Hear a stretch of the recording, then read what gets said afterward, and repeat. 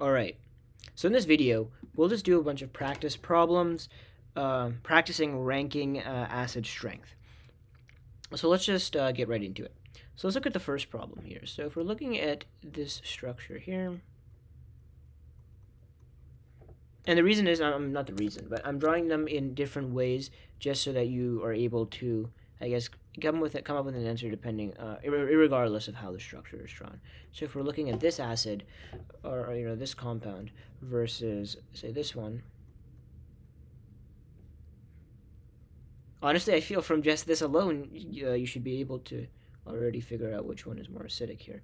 But if we want to say which one here has a lower pKa value, right, or which is more acidic here, looking at this is our acidic hydrogen, what would be your answer? Well, you should say that we can see that here, going down ARIO, which is something I covered in a previous video, right, we can see that our acidic hydrogen is bound to an oxygen in both cases, so we have to move past A, right, atom. Now, resonance.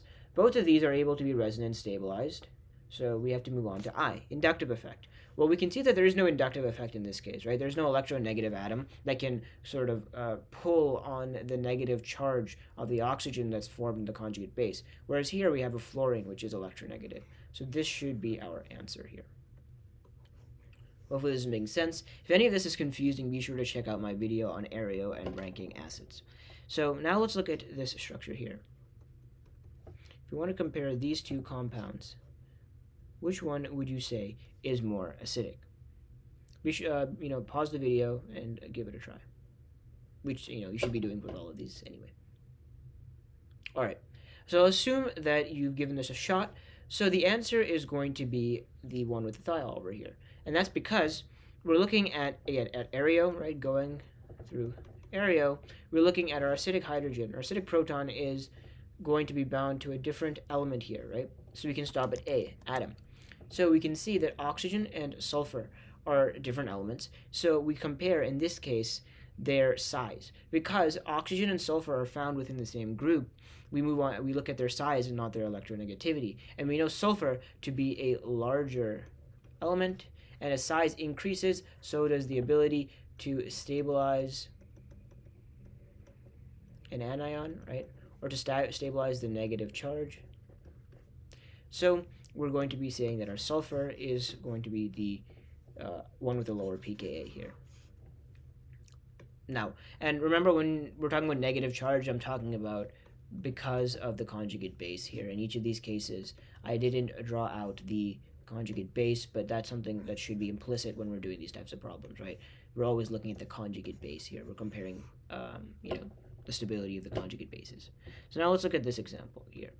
So let's say we have some R group bound to a carbon, triple bonded to another carbon, bound to a hydrogen, versus this one where we have something like this. So this again is our acidic hydrogen here, and this is the acidic hydrogen here. So keeping that in mind, which one would you say is more acidic? All right. So in this case, we can clearly see that the acidic hydrogens are bound to the same element. So atom is gone. There is no resonance stabilization, so we move past R, and there is no inductive effect. So we have to look at our orbitals. And that also should have been clear or become apparent just by the fact that we're comparing an alkyne to an alkene. So if we're comparing an alkyne to an alkene, we're looking at the orbital. And remember, it's the element, or it's the compound, or rather the orbital that has a greater S character that is going to be more stable, right? Or that is going to result in a more acidic compound. So here, as S character increases, so does the stability of the conjugate base, right? Or of our ability to stabilize the negative charge. And that's because as S character increases, we're going to have a more round, a more spherical orbital, right? Because we know that the S orbital is a sphere. So as we increase S character, our orbital is going to become more and more sphere-like. So a spherical orbital is one that will be closer to our nucleus, our positively charged nucleus, and so that's proximity to that positive charge in the nucleus is going to help us stabilize the negative charge here, stabilize that negative charge in the conjugate base. So according to that logic, well, the alkyne should be the most stable, right? Because this is going to be sp hybridized, where this is sp2 hybridized. sp2 hybridized leads to 33% S character, whereas here we're looking at 50% S character. All right, let's look at another example here. So let's say we want to compare the acidity, right, of these two compounds here. Looking at a benzene ring, again, never be hesitant if you see a benzene ring. It is often a point of, intimidation for students, but it's really not necessary. So if we're comparing these two compounds, which one would you say is more acidic? Well, the answer, hopefully, that you chose is the one with the oxygen here. So in this case, we're comparing the atoms to which the acidic proton is bound, right? We're starting with A in ARIO. So in that case, we can see that our our oxygen is able to better stabilize the negative charge compared to our nitrogen. So this should be our answer. So now let's look at another example. And just to clarify, in the last example, the one with the oxygen was more acidic because, remember, when we're comparing atoms in ARIO, when we're looking at two elements that are within the same row, such as in the case of oxygen versus nitrogen, they are in the same row on the periodic table. So the one that is more electronegative, that is the one that is further to the right, is going to be the one that is more electronegative and thus better able to stabilize a negative charge. So in that case, oxygen is the one that is more electronegative. So remember, when we're looking at elements within the same row, we compare their electronegativity when we're looking at atoms, right, in ARIO. And when we're looking at elements within the same group in the periodic table, we compare their size. So the larger element there, or the larger atom there, is going to be the one that's better able to stabilize the negative charge and thus give us a more acidic compound. So now let's look at this example over here. Let's say we want to, again, I guess the other one wasn't really a benzene ring, right, because we were lacking the double bonds, but when we're looking at a cyclohexane, for example, any cyclic structure tends to lead to some sort of intimidation for students because, it just looks different, it looks more complicated. When we clearly saw it, all we had to look at was the atom to which the acidic proton was bound. The ring was not even a part of our consideration there. So if we want to compare these two structures here, which one would you say is more acidic? So, well, the only noticeable difference here between these two structures would be the fluorine. And that alone may lead me to just choosing this as my answer, right? We know the fluorine is electronegative. So despite these being, far apart, right, in terms of its ability to induce the inductive effect, but compared to this one, there is still some inductive effect present.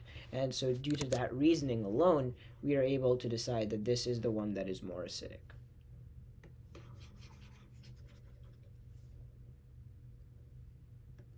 All right, let's look at one last example before we end the video here.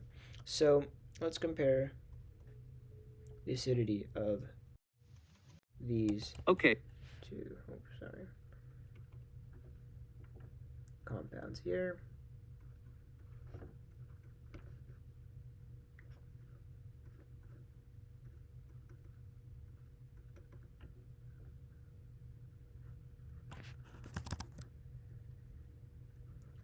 So here, okay, actually I'll give you a moment to pause the video, give this a shot.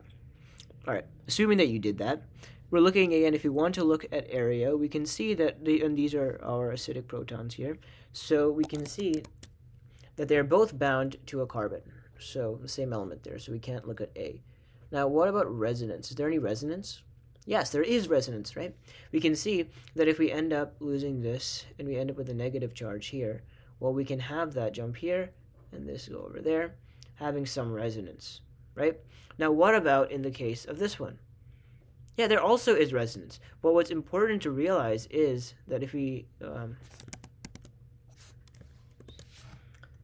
lose this, and again we have our negative charge now, we can either stabilize with this one or over here. So we have this negative, we have two more, we have an additional resonance structure here that is not available in this compound, which means that, remember, when we're looking at resonance, right, we're looking at a structure that is a hybrid, right, or that is an intermediate of the different resonance structures, or we're going very quickly between each of these. And so that means that this negative charge is distributed over more over two oxygens here, where in this case it's only distributed over one oxygen. So because it's distributed over a greater area, it's distributed amongst a larger number of atoms, this is going to be able to more effectively and better stabilize that negative charge, and so this is going to be the one that is going to have a more stable conjugate base, and thus a lower pKa, a more acidic proton. This is the more acidic compound. All right, that brings us to the end of this video. I hope it was helpful. If it was, please, subscribe, like the video, leave any comments with any questions or suggestions for future videos, and I will see you in the next one.